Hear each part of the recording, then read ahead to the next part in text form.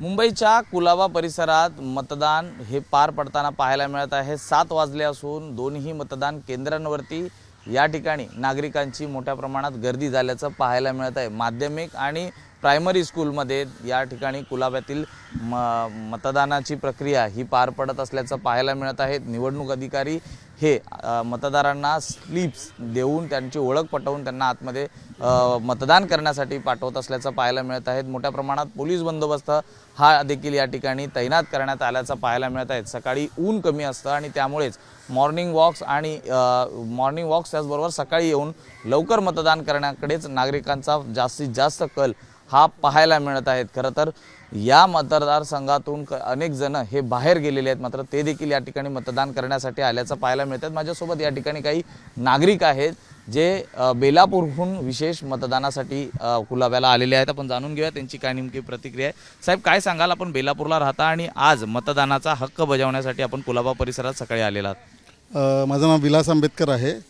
माझं पूर्वीपासून कुलाबा मतदारसंघामध्येच नाव असल्यामुळे मी इथे मतदान करण्यासाठी आलेलो आहे।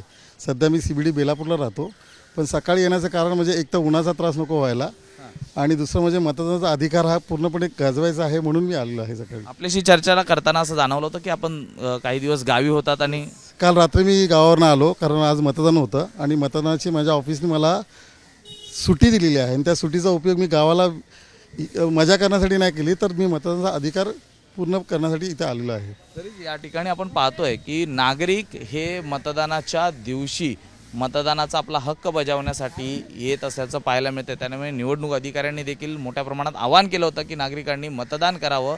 त्या अनुषंगाने मतदान प्रक्रिया ही सुरुवात झाली असून मतदान केंद्रावरती नागरिकांची गर्दी ही देखील पाहायला मिळत आहे।